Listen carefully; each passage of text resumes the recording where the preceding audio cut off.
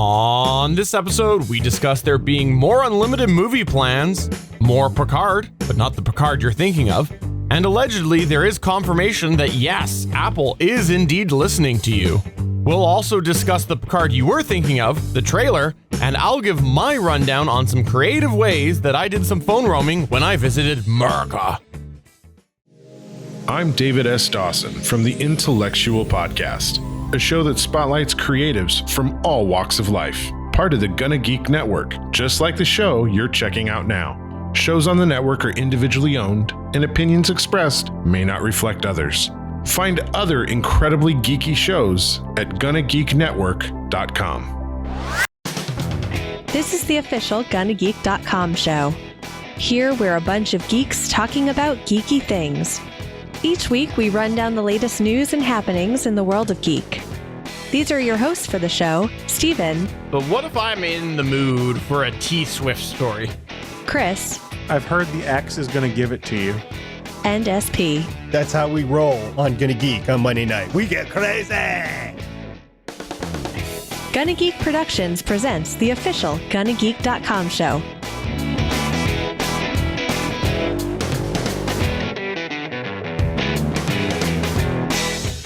Welcome to one of the many iterations of 296 of the official GonnaGeek.com show. I am Steven Jondrew, and I am pleased to say that we are back this week with Chris Farrell. That's right. We're back, and we're better than ever.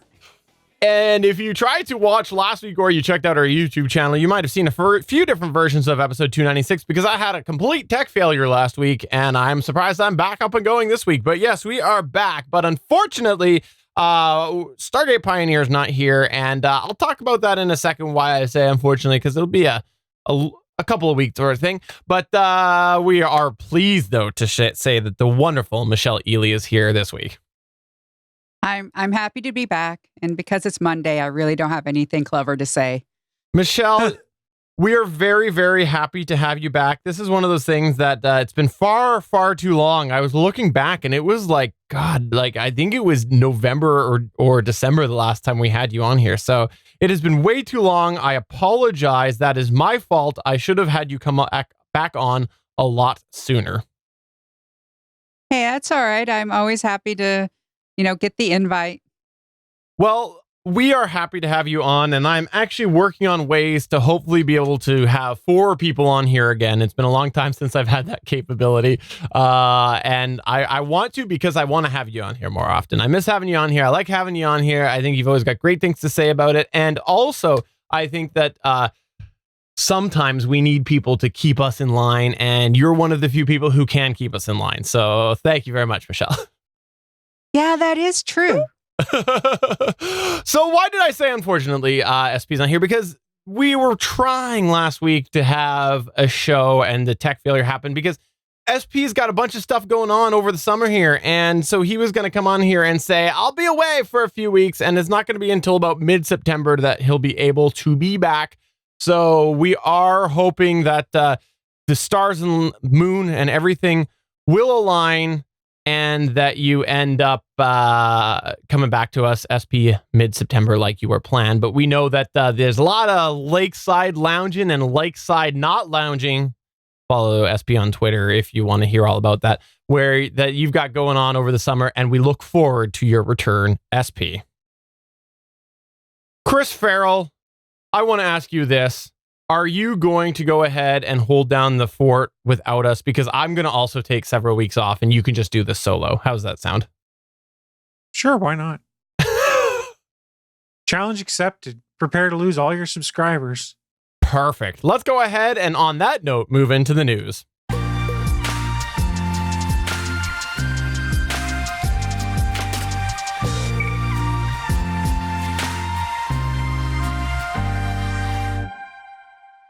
Well, if there's one thing that long-time listeners and viewers of the GonnaGeek.com show know, it's the fact that Chris Farrell is willing to throw his money at movies because he has been a long-time supporter of a service called MoviePass. He has said that it was the wave of the future. He said that all movie subscription services were rock solid and that there was no flaw in the plan at all. Isn't that right, Chris Farrell? That's exactly right. But if you do think back probably about, I don't know, 60 episodes ago, when we started talking about Movie Pass that was starting up, which was a service that you paid $9.95 a month. And the original plan was you could watch as many movies as you wanted, as long as it was one per day, I think it was. There was also another service we mentioned briefly called Cinemia, which was very similar, but I think they capped you to like 2 or 3 movies a week. But we started talking a lot about these subscription movie plans. So instead of paying per time you go to the box office, it was more a thought of, I have a subscription, I pay once a month, and I go to the box office and see as many or as few movies as I want.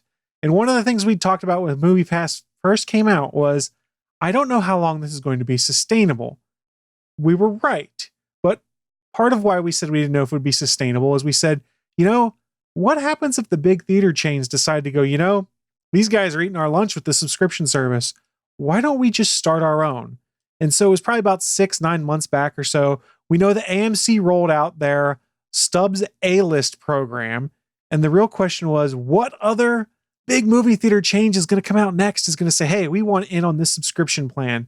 And it had been rumored for about the past week and a half, 2 weeks, heavily, that Regal Cinemas was going to drop an unlimited movie plan. They, in fact, accidentally posted a bunch of stuff to their website and started putting out tweets advertising the service before it officially happened. And I'd been kind of trolling the Reddit threads trying to find out. And as of today, as we record this, July 29th, 2019, in the United States of America, Regal has launched their unlimited movie plan. So what does the unlimited movie plan do for you? Let's go through and we're going to read what the description is off of their website. They say, with an unlimited subscription, you can watch as many movies as you want, as many times as you want, whenever you want, wherever you want. Plus, get advance tickets as soon as they go on sale. Enjoy 10% off all food and non-alcoholic beverages in theaters. Plus, enjoy Regal Crown Club benefits.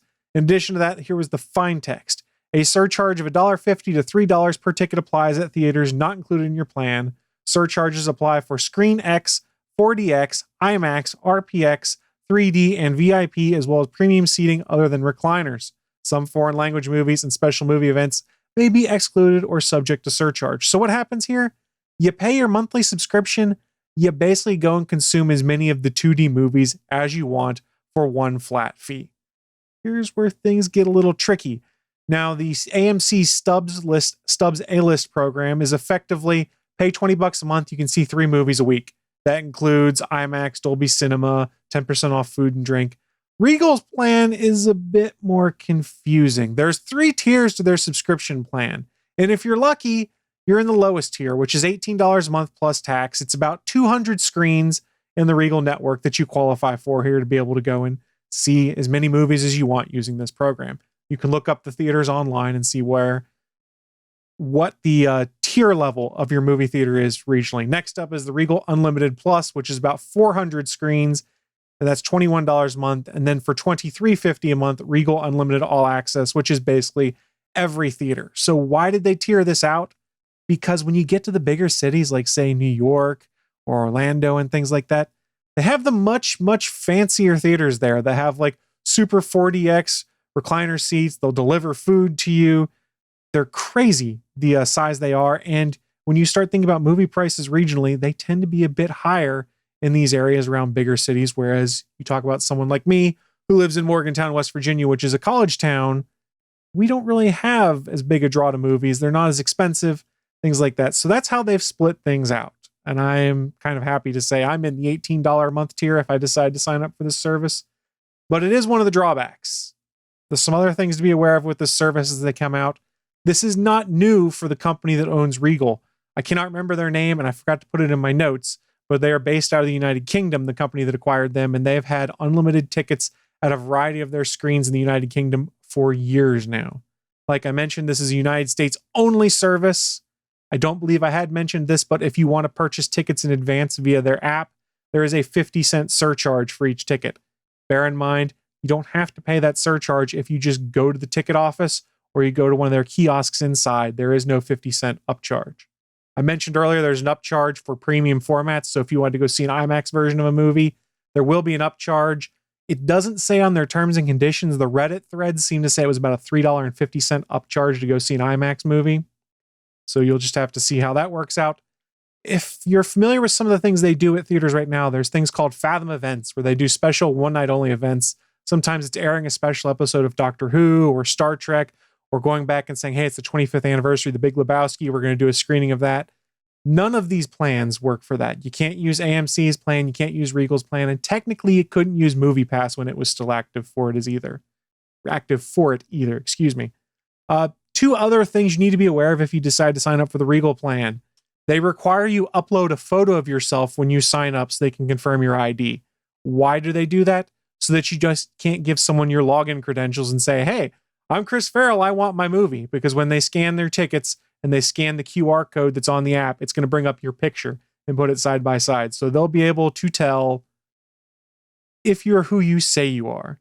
So the final thing you really need to be aware of if you're going to sign up for this service is they do require a year's commitment. They will give you the option of paying a year's flat fee up front, or they'll break it out over 12 months for you and bill you. However, until you hit that 12-month mark, you cannot cancel your plan. If you cancel, they will send you to collections. They will get the money they say they are owed. You are basically signing a contract saying, I am going to sign up for a year of this service. That is different than some of the other services you've seen out there. When I was with MoviePass, I think you could cancel anytime you wanted, but there was like a 3-month window where you couldn't sign back up or something like that. And I don't 100% know the cancellation plan for AMC's service. But again, if you're going to do a year of it, you're fine. Just be aware you have to pay that year. After that, it becomes month to month and you can cancel whenever you want. So I've rattled off a bunch of details, a bunch of information like that, all about this service. The real question though is did MoviePass and Cinemia kind of have things right? Did they die to give us subscription movies, albeit slightly more expensive than their plans were? It sure seems like it. And it is still at a point right now, if you see more than 2 movies a month, these subscription plans kind of make sense. And they kind of also give you the chance to go and say, hey, I wouldn't normally go watch this movie, but since I have a subscription, I'm going to go see Stuber this weekend. And I don't have to feel bad if it sucks that I paid $20 of my own money. I haven't seen it yet. I want to potentially sign up and use it for this. I think there's still a very steep hill for them to climb up. I think that anything like this, you need the volume. And I'm not sure with the history of Cinemia and MoviePass and whatever else, that there's a lot of confidence in the market right now, even when it is a individual chain like this. I think that we have a very, very long way to go. And unless there can just be a breakout, just standout subscription service that can just fly off the shelves, I think that it's destined for failure. The signing up for a year, that's a bit much. And for me, that would be a turnoff. I don't have Regal in my area. I only have AMC. I don't see that many movies out. So I don't do a subscription service because for me, I feel like that would be wasting money. But it's like everything's a subscription service now almost. And I think it's going to get to a point to where also, what about movie studios? What are they going to have to say? Because think about it. If you can see what AMC is 3 movies a week, right? For $20 a month, something like that. Correct. And no upcharge for premium formats. Right. So if you see 3 a week, that's 12 a month for $20. That's less than $2 a ticket. And they're really betting on people buying food and stuff because that's really where movie theaters actually make their money is through concessions because they actually have to pay studios money in order to have the movie there. It's really weird and complicated and legal. That's why candy is like $5 a box or whatever. Yep, that's true. Is it actually going to bring in enough to cover the cost? And I don't really think so. I agree. I don't think it's going to work. No, I totally agree. And I think I've said this before. I think you have to look at from a retail perspective, the Costco model, right? The Costco model is they sell everything barely above cost with the concept of mass volume purchase, giving a discount and also, of course, the volume of sales sort of thing. And if they were to all of a sudden get this big influx of business because the model worked, the studios would probably bend a little bit and work with that, because they'd be like, holy cow, this is an opportunity to really bring people back to the theaters. But you're not seeing that yet. Even with it being limited to Regal, you're seeing people are going to be in the situation that some of our chat room is talking about right now, is there a theater from Regal near me? And what happens if I move? And there's all of these other questions, and I think there's just too many roadblocks at this point. But there is we'll fine see. print in there if you move where there are no theaters. It's an out clause. You just have to give them evidence of that, be it here's a new build, this new address, something like that. Because that is one of the things that actually came up on the Regal Unlimited Reddit thread that I've been following, is a lot of people have been asking questions on the logistics, and between the moderators there and reaching out to the support staff, they've kind of started to flesh things out fully. Remember, we're also talking about a chain that has 600 screens in the United States. They've got a bunch, and they're also owned by a company in the UK that has been doing unlimited screenings there for years. I want to say about 5 years, but I cannot actually find the actual numbers. I'm still trying to find that. And I think there's also the question of what exactly are they going to count as not in my area. Suncast is actually bringing that up in our chat, because like there are people who only want to go within 10 kilometers, and that's their comfort zone. And they're going to be like, well, sorry, 20 minutes away, 30 minutes away, there's another theater. And people are going to be like, well, no, I don't go that way. I don't go that way for A, B, and C. And they'll be like, too bad. That's too far, or that's close enough. But we'll see. I'd like to see something like this succeed. I really would. Only because of the fact that I would like to find something that could make multiple movies more affordable. Right now, it's just not affordable for a lot of people out there, and I'd like to see something like that happen. Moving on to our next news point here, we're going to talk a little bit about Apple. Yes, there is information on the Apple privacy front. Say what? Apple has always emphasized privacy on their iOS devices. This has been a very big selling point, and among all of the different privacy concerns that we've had, people have often cited Apple iPhones, iPads, and stuff as being a little bit more private.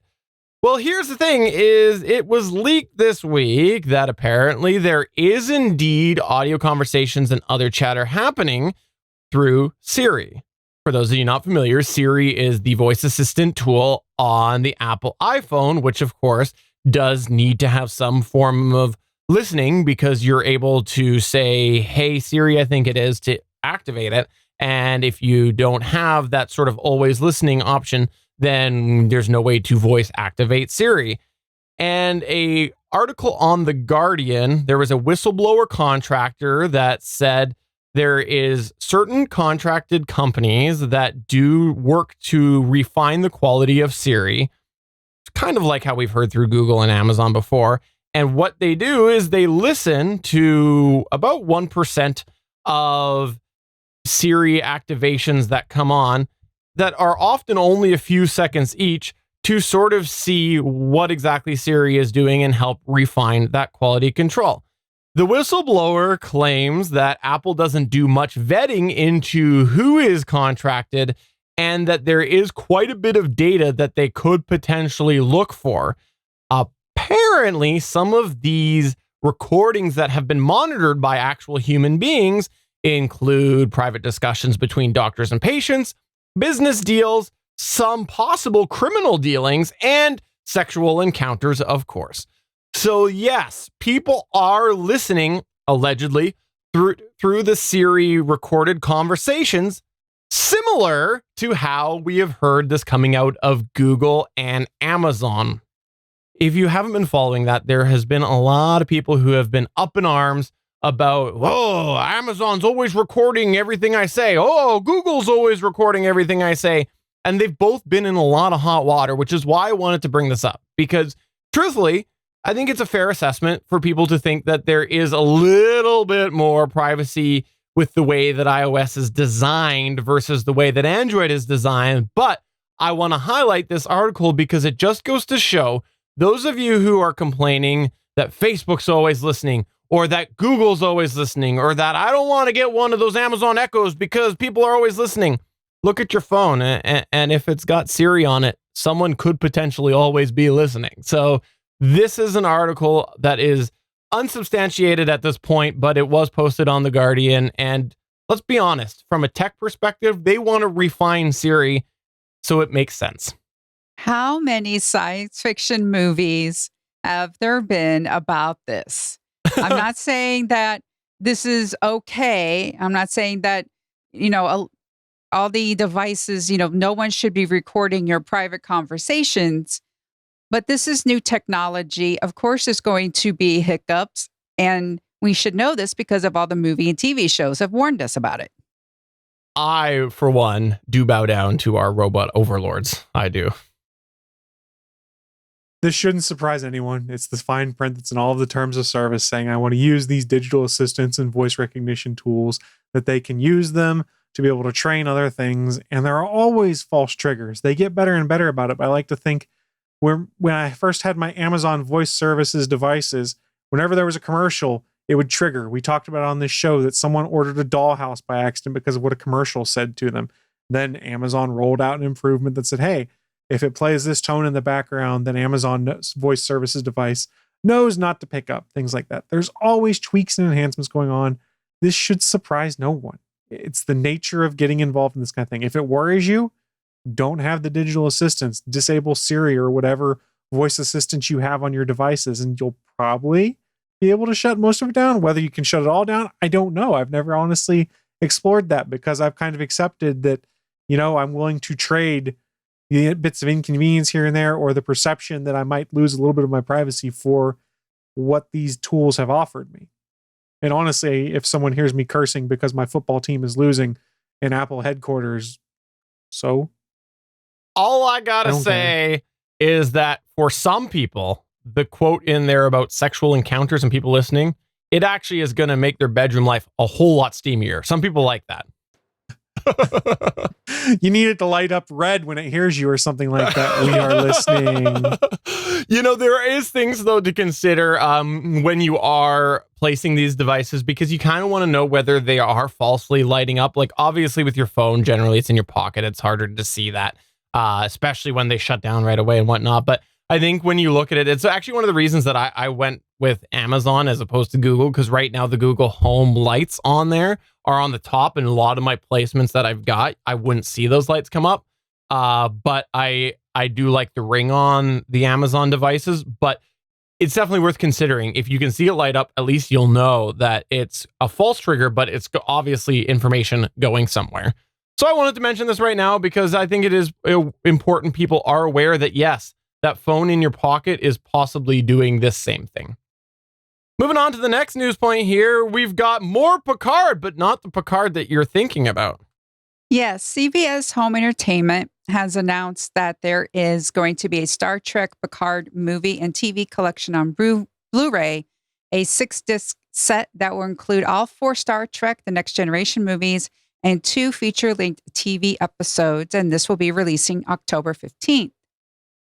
More specifically, the set encompasses Generations, First Contact, Insurrection, and Nemesis, as well as a pair of Next Generation's finest, most memorable two-parters, The Best of Both Worlds and Chain of Command, reconfigured to play seamlessly like movies.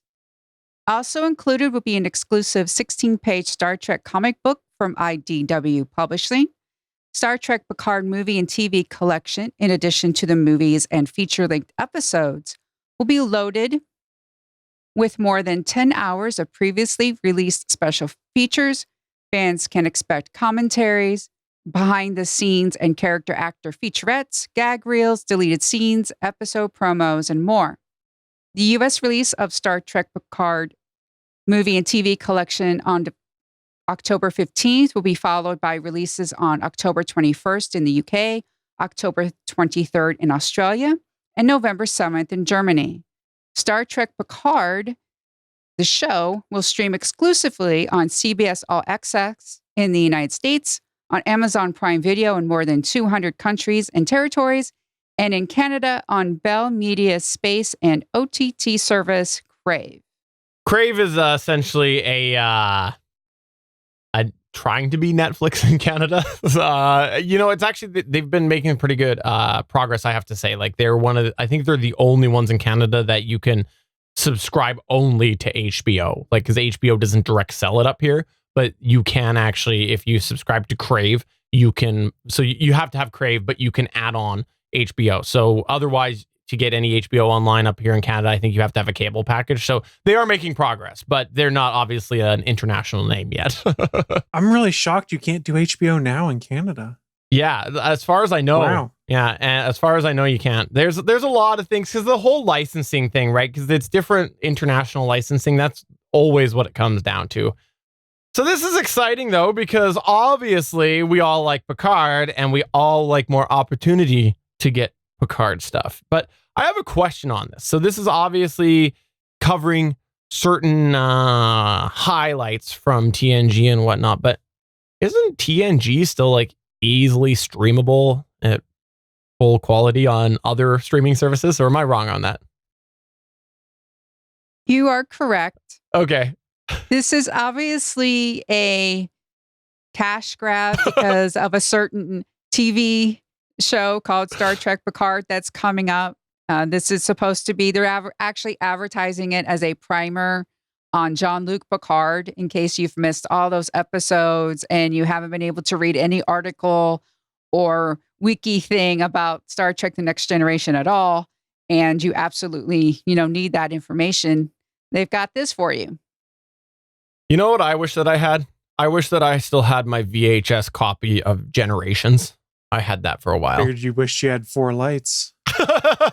In all seriousness, though, I mean, I don't think we're the target audience for this. We're the folks that have seen it multiple times and go, wait a second, I can just pull this up on Hulu or Netflix or CBS All Access and rewatch this content. It may not be cut to look like a movie, but it's a 2-part episode that's basically airing back to back. And in fact, I think they've already released Best of Both Worlds cut to be a movie before, when they did their experiment to see whether they could do the Blu-ray upscaling for TNG, when they released, what was it, a Blu-ray disc that had like top 8 episodes of TNG on it or something like that. Because I think I got that when I donated to the Enterprise Bridge Kickstarter, not rehabilitation, but renovation or whatever. Restoration. That's the word I'm looking for. I know English.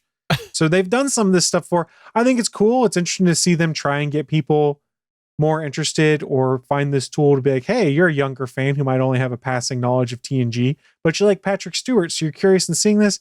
Here, watch this DVD box set, and in 8 episodes / movies of whatever, you're prepped and ready to go for Picard. Now, me as the Star Trek snobby fan I am would argue there's a lot more nuance to Jean-Luc Picard than you get in this very brief cut of his career, but it's still interesting. And I realize I came across as a snobbish Untitled fan right there.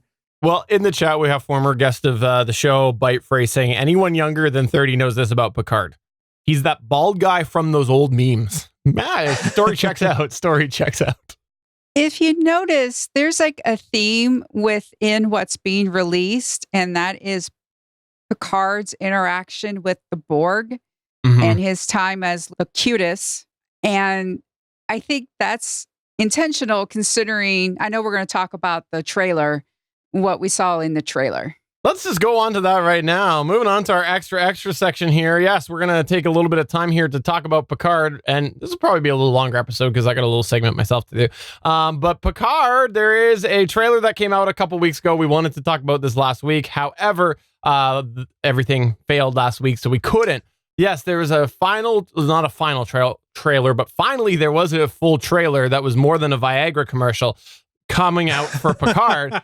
And it is leaving a lot to the imagination. There's definitely some story happening. There's some focus on Borg going on, and we don't know. We're left with a lot of questions. And I heard a lot of people saying, oh, they shouldn't have released this because it leaves more questions than it answers. But that is a successful first trailer, in my opinion. I'm sick of the trailers giving away everything, and teasing us with all of these questions is so good, especially for something that has been shelved for so long, which is this iteration of Star Trek, because this is the first real iteration of Star Trek that is primarily focusing around the future of what Voyager left us with, right? And this is so cool to see. And have all of these questions about what has happened. And so I'm really, really excited to see what comes from Picard. It's giving me far more confidence in Picard because there was much more of a coherent trailer than I would have anticipated, given they only really signed the showrunner a couple of weeks ago. There is that. It's interesting. I kind of like where they're going with it. And for those that are like, oh, they gave everything away, they've only filmed like 4 episodes so far. So this trailer's cut out of content from like 4 episodes, because Patrick Stewart was talking about the fact we've got to go back and film more. In fact, I'm filming stuff next week with Jonathan Frakes. So they name dropped the fact that Riker's at least showing up in some capacity. Then Jonathan Frakes confirmed it on Twitter and said, yeah, it's not really military either. So everyone's going, ooh, I want to see what happened with all these characters I love. And they've done a good job of teasing the potential of future things. This trailer dropped people in there I did not expect to see, and I'll let others pick that stuff up. But I looked at it when I first saw it, I went, wait, what? And it totally makes me think they're going the Borg route based off of who was shown in this trailer and also who was on the panel at Comic-Con. So we're going to get into trailer spoilers here. There was, by the way, this is your opportunity to pause if that's the case that you don't want to hear them. Mm-hmm. There was 7 of 9 in the trailer, which was pretty awesome. And she has a personality. It was fantastic. And there was also Data or B4 or something, but we Data, have, I was going to say, we confirmed we have. Okay. I believe we also have B4. I think the drawer is B4. I think the drawer is B4.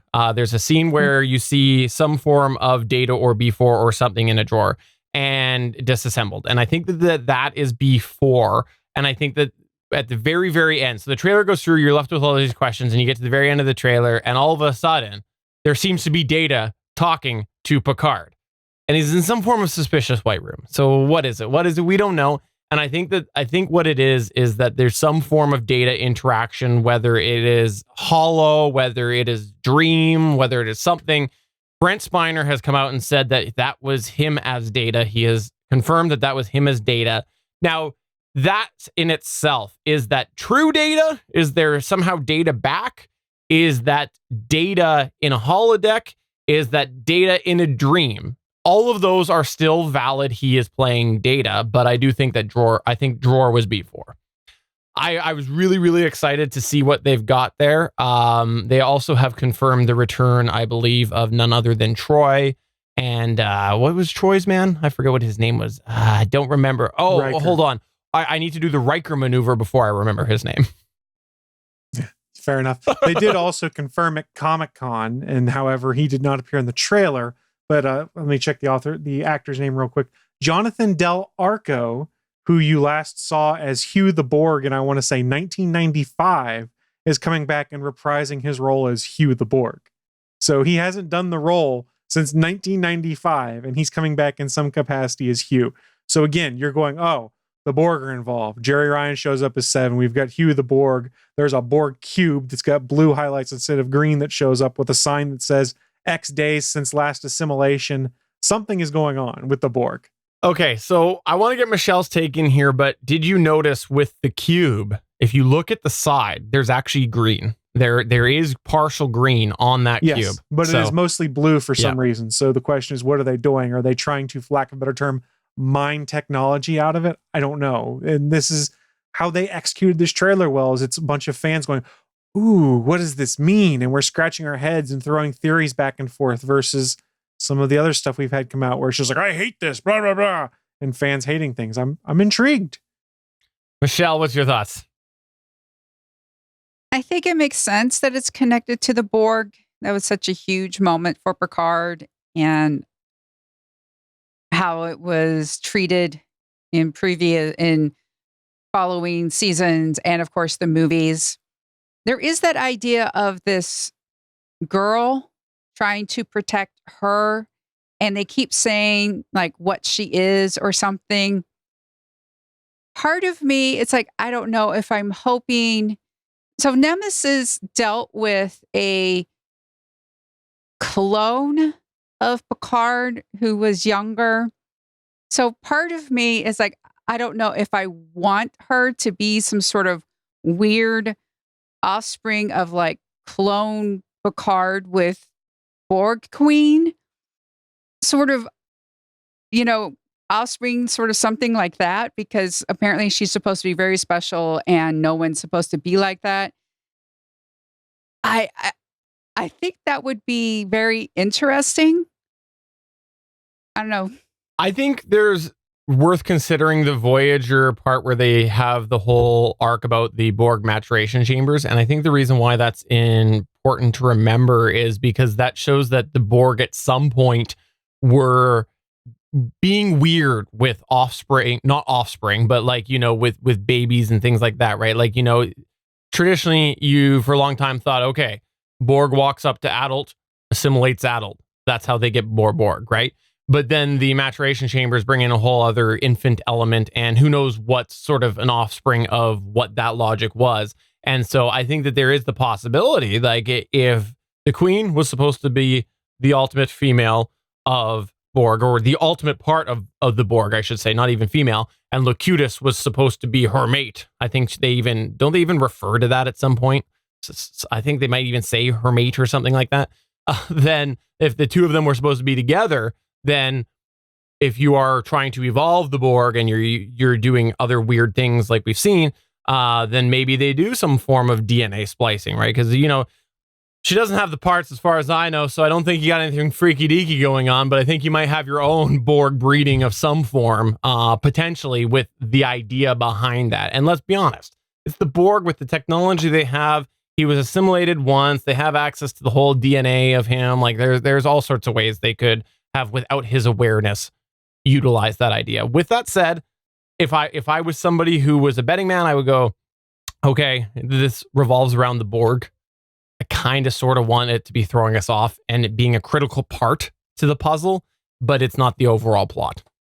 I think Borg is part of the picture. I think we need to remember also the fact that this takes place after Star Trek, the Abrams reboot, which took place in our continuity, where Romulus is destroyed by the red matter. So we're talking about a world now where the Romulan Empire is shattered, their home world gone, they're split into multiple factions. And I think some of what you could be looking at here is remnants of the Romulan Empire that are trying to appropriate Borg technology. And the bigger story is about the Romulans and what plans they may have going on to try and regain their place using Borg technology. And they may not be as big a role as we expect. All I know out of this series is it's got me intrigued. I want to see more.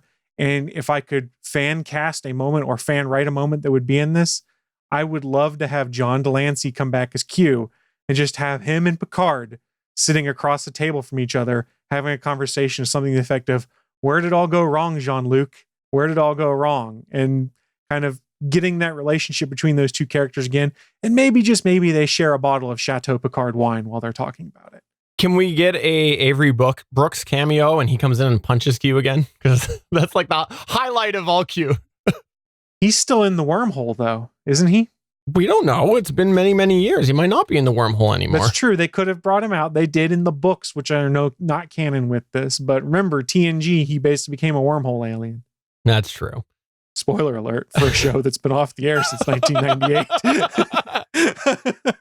If you do consider Deep Space Nine, the captain manufactured evidence in order to bring the Romulans into the war.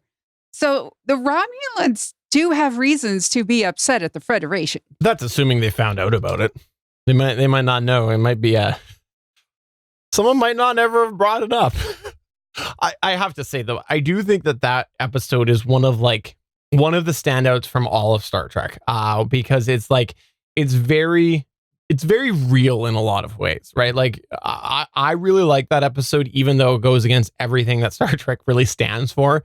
I think that it is a very, very, very important episode to highlight the true nature of where society stands, galactically, with Star Trek. Because so often the roots of Star Trek, you think society all follows in line with sort of the overall Federation movement, but I think DS9 and that episode specifically shows that no, that's not the case. That's not the case. And early Star Trek was maybe best wishes Star Trek. So I like that episode. There's a difference between Roddenberry Trek and Ron Moore Trek, for lack of a better term. Yes, that's true. All right, well, let's go ahead and move on to a segment where I'm going to talk about my time to Murica.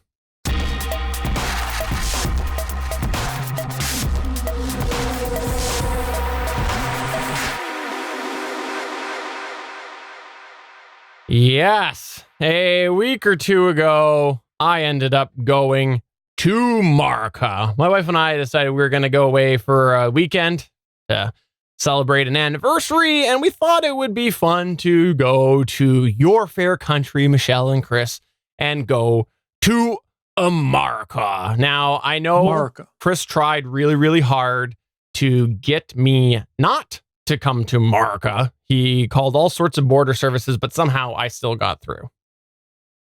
ICE wasn't taking my calls. Before I continue, though, I do feel like I should probably get a little bit patriotic, because you know this. You end up going somewhere, you go somewhere and you're like, I got to go ahead and get a souvenir from there. And so I made sure to do that. And so let's go ahead and reach down here for a minute. And I got myself a couple of flags here that I'll go ahead and put up as I talk about my trip to America. We'll try to find a spot to put them in and get that there and see, can I fit that one in there? There we go. And just to top it all off too, I got to go ahead and represent. I got the USA hat. Now, am I suitable now to talk about my trip to the United States of America? Am I good now? Where's your Budweiser? Yeah.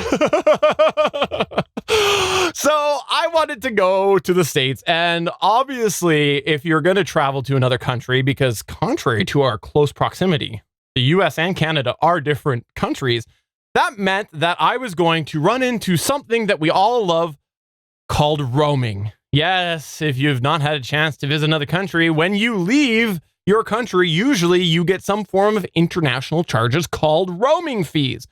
And the way that I wanted to go ahead... Okay, before I continue, in the chat, Suncast is asking if this stuff was bought in the USA or Canada.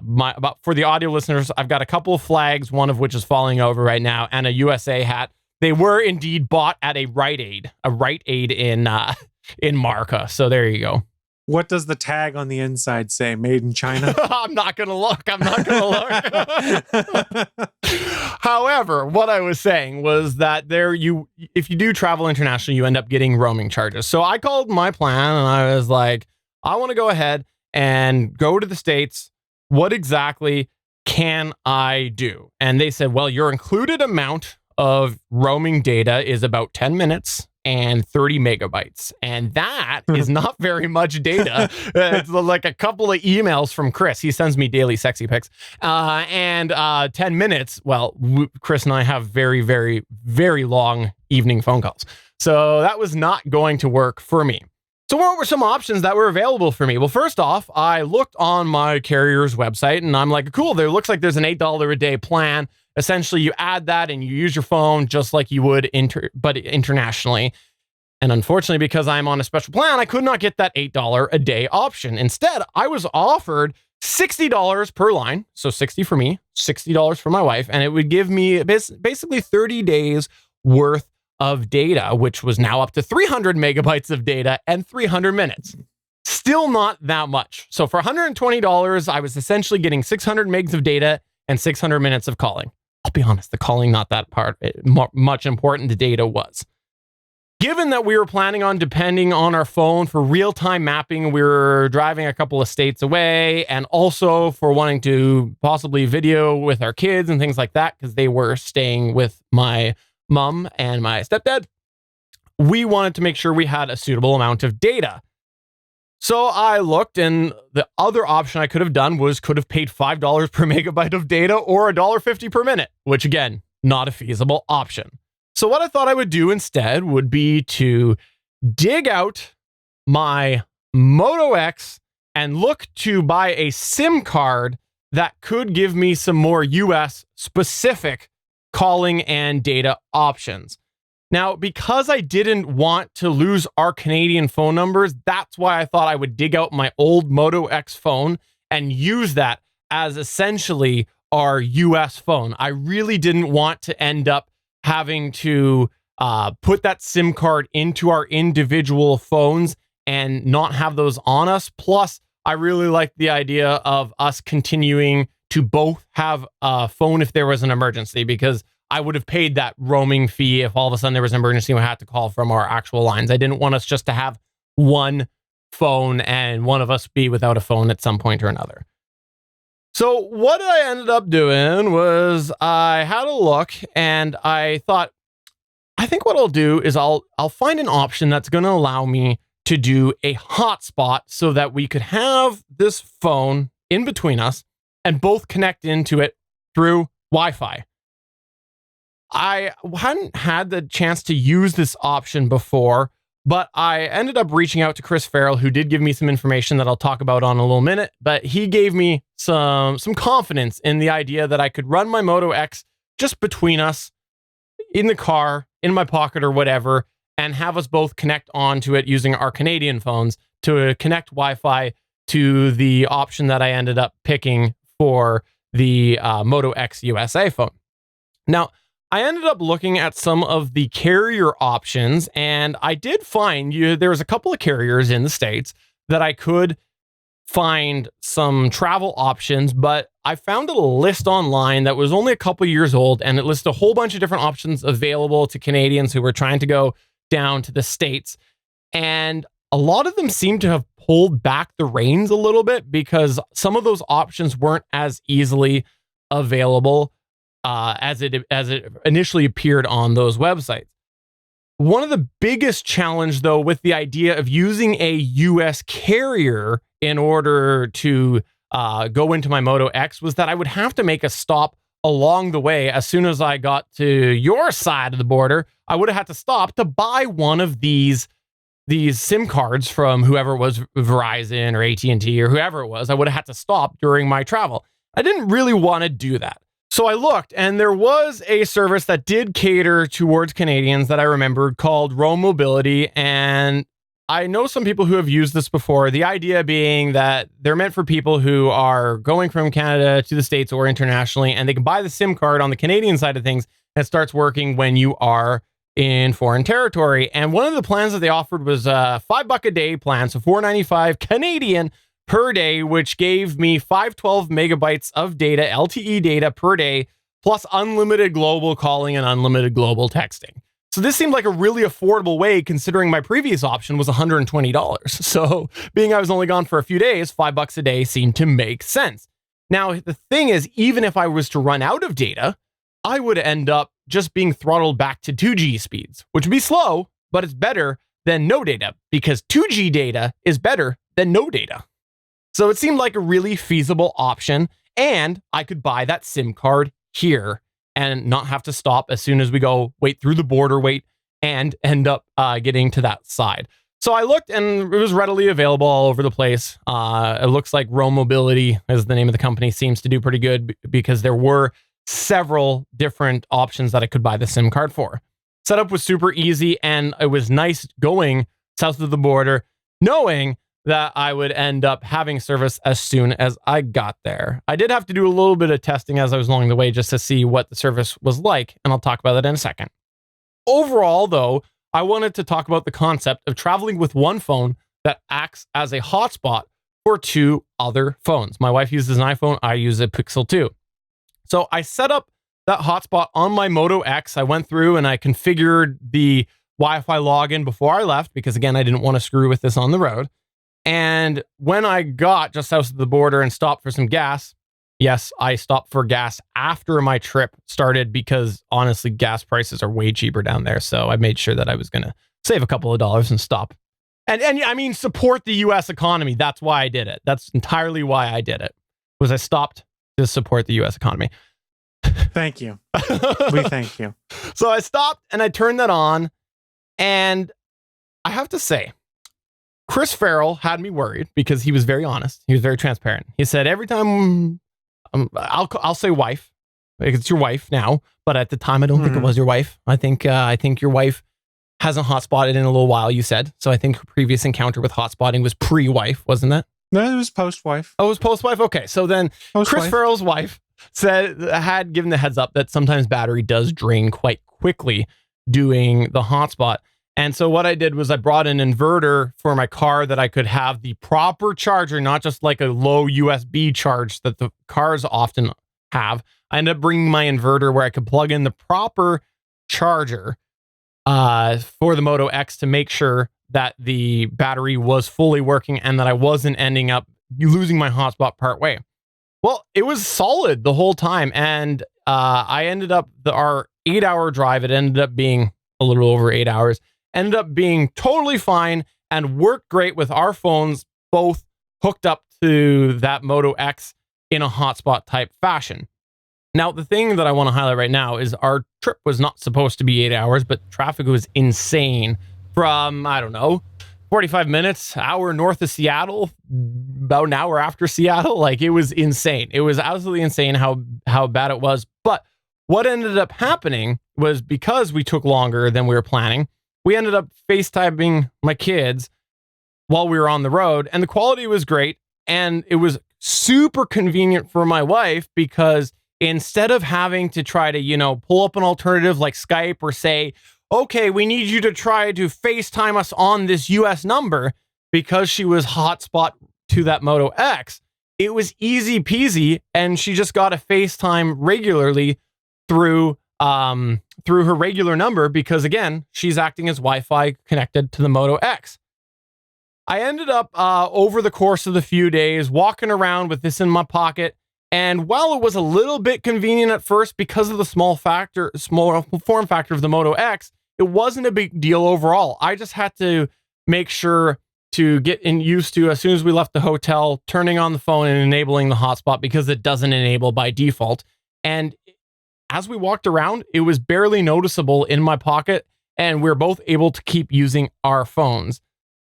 Now, here's the thing that I want to mention. During that trip, we both had our phones for 8 hours connected by Wi-Fi to the Moto X. So when I got down there, I ended up looking and finding what my balance was, how much data I used during that 8 to 9 hours or whatever it was. And in that 8 to 9 hours, we used 600 megs of data.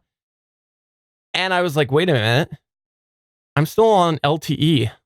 And I only get like 500 megs of data. Why am I at like 600 megs? I don't get that. And then I discovered that luckily the service that I used actually pooled it. So because I said I was subscribing to 4 days worth of the service, they just pooled all that data together, which meant that I remained on LTE, which was a nice benefit and nice perk that I found, because I didn't throttle back. It would have only been if I went through, 2 gigs worth of data.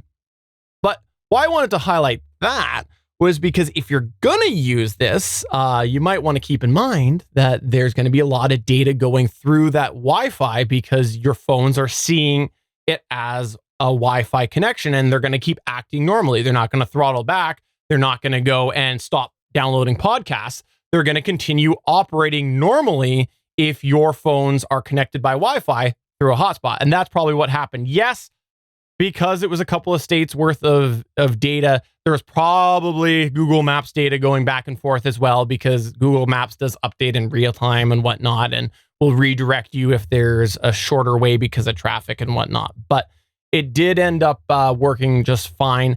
And on the way back, I found it was about the same amount of data, even though it was a few hours less. So that's why I think that there's probably a lot of Google Maps data that went through there. So when you put Google Maps and set it up on your phone, did you pre-cache any of the maps for the areas you were going? I did not know. Okay. I was just curious, because then I think you have a legitimate case there to say, yes, Google Maps updating and downloading map data as I moved into new areas based off the GPS location probably counts as part of your data pool there, because they have recommended before that if you're going somewhere where you're going to be in a data scarce region or where you're on a data cap, you might want to just pre-cache maps. So yeah, that's quite possible. Now, I mentioned earlier that the calling wasn't that important to me, but one of the best benefits to having a phone that you can do calling with a car that is modern, that has voice calling, is ahead of time I paired that Moto X back to the car that we were driving, so that we had that there on hands-free. And on our way back, we thought, okay, let's give this a try. And we made a phone call. And again, it was almost like normal, because my car was just automatically using the Moto X that was connected by Bluetooth.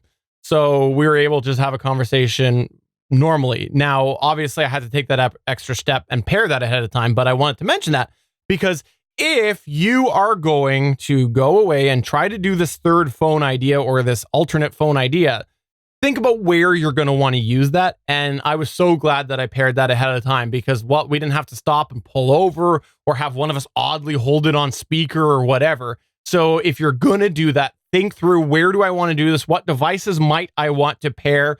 Could be a headset. If you have a Bluetooth headset and you think you might want to make a phone call along the way, pair those, because there is an inconvenience factor by having not your primary phone be your primary phone while you're away. But some of these things you can overcome. So would I do this again? Yes, I would absolutely do this again, because overall, as our trip continued, it was pretty convenient for us and worked well. And rarely did we have issues, at least with the service that we chose. Yes, sometimes the outskirts of town. I did have to get used to firing it up every day as I went out, but it was really not a big deal to do. And while we did use a lot of data that first day and that last day because of travel, we barely used any in the middle because we were often near Wi-Fi and other things as well. And honestly, the idea of just being able to pull out our phones and search something, because I walked around with that Moto X, almost said something bad there, that Moto X on, and we just continued using our phones day to day. And the thing that I got super lucky about, and maybe this is just the Moto X, maybe this is an Android versus iPhone difference, I don't know. I walked around a zoo for like 4 or 5 hours, and I have to say, the phone was still good by the end of the day. I think it was like 20-30% battery at the end of the day. So it really didn't use too much data, and it allowed us, again, just to be able to search something if we wanted. Now, the other thing to keep in mind when you're doing this, because of the whole Wi-Fi option, is that I was also, though, using data, because instead of waiting till I was back home, quote, back to the hotel to upload my photos through Google Photos, as I was taking them and taking videos, they were automatically going up because my Android was seeing it as a Wi-Fi connection, thus using the data to back up. But I really ran into no data issues. And if I was to do this again, I would look for the feature that my brother very kindly reminded of me after the trip on Android, which you can apparently go in and set it as a metered connection. So on my phone, I probably would have done that. I don't think you can do that on an iPhone yet. Can you, Chris? I don't know. I've only got an iPad anymore, and I assume it'd probably be the same in settings, but I'm not sure. Have you ever seen that, Michelle? Like an option for a metered connection on your Wi-Fi options? Yeah, no, I don't. So then I would definitely do it on the Android side of things, and just keep that in mind so that when I was using that, Android was restricting it a little bit. And I would 100% recommend, if you're going to do this, stick with a dedicated phone or very small device, because I had considered using a tablet instead with this. But the thing is, I wouldn't have been able to walk around a retail store or walk around a zoo easily with it in my pocket. I think if you're going to do this, definitely make sure you have a small form factor for that phone that's going to have that foreign SIM card in it, or that roaming SIM card, or whatever it is, because it was really convenient. I actually thought the first day I'm like, oh, I'm going to hate going around with two phones. And I didn't even notice it. I really didn't notice it. And so I think you definitely want to look for the smallest device. And if I was regularly going to the States, now that I've bought my official USA merchandise, I would absolutely invest in an even smaller phone, because really you just need that Wi-Fi connection. That's really all it is. You're not really doing anything else. And I will say that I would have preferred to have paid $8 a day, even though it would have been more expensive, but I would have rather have paid $8 a day per line, so I didn't have to worry about any of that, and it would have just been completely status quo. But because that wasn't an option, this worked really, really well. And I have to say, I was very surprised, very, very surprised at how little battery that truly did use when I ended up carrying it around for that day. I really thought that it was going to use a lot more. And so I was very pleasantly surprised, but I really appreciated Chris's heads up on that, because I would have probably not have brought that same charger to have in my car, or the inverter. And that could have been a problem with an 8-hour trip if it was just getting that smaller power trickle charge from the GMC that I was driving. So I really appreciated that heads up, Chris. Thank you very much for that. No problem. Happy to help. In our case, probably what didn't help it is my wife was running Pokemon Go on one phone and Harry Potter Wizards Unite on the other phone, with the one acting as a hotspot for the other. And those are both location services games, so that probably didn't help the battery much either, but better safe than sorry when it comes to having power for your Wi-Fi hotspot when you're dependent on that. And side note, Suncast did confirm in the chat room, iOS has no metered connection feature. Okay, well, I appreciate that. And oh, by the way, one of the things I kind of forgot probably would be downloading was my podcasts. So I'm sure that there's probably at least one that was released while I was driving. So that would have been 60, 70 megs there. I'm sorry I put out 320 kilobit podcast, Stephen, and your service plan.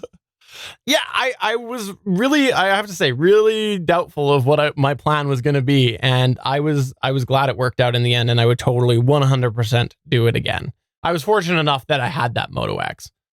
Have you ever done anything like this, other than in country, like anything foreign? Have you ever done anything like that? I haven't been traveling with a smartphone foreign, but my plan right now, if that were to happen, is I've kind of been kicking around getting off of AT&T and then going to Google Fi. I would just port my number over to Google Fi and do it that way, because they have roaming agreements with pretty much any country I'm going to go to, where I would still basically keep my 4G data and my voice service with no additional charge. So that's my backup plan, but I'm not sure that Google Fi is available in Canada for that to have been an option for you to do, Stephen. No. So that's the thing is, people who have Google Fi can use it in Canada, but Canadians cannot get Google Fi. So that's what I thought. I wasn't 100% sure though. How about Michelle? Michelle, you ever done anything with roaming? No, I haven't been out of the country in over 10 years. So nope.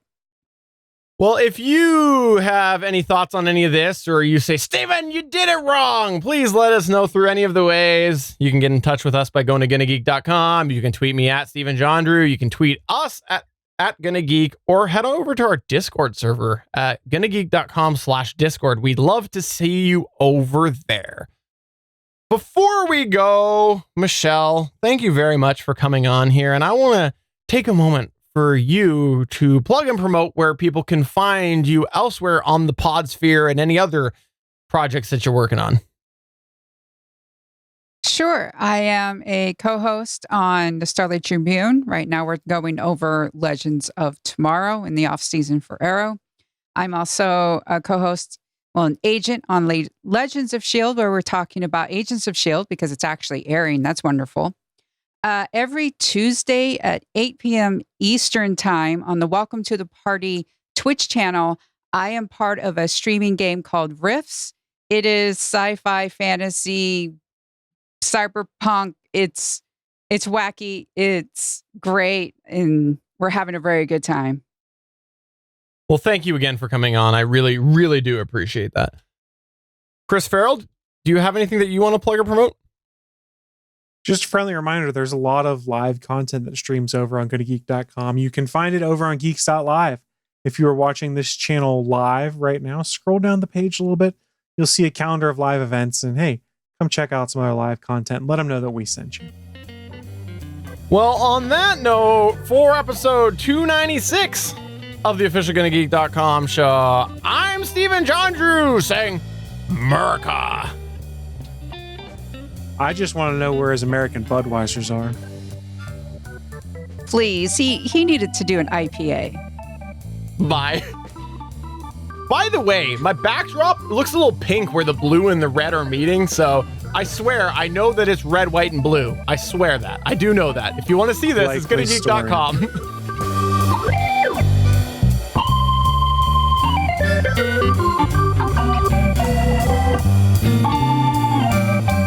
Thanks for checking out another episode of the official GonnaGeek.com show.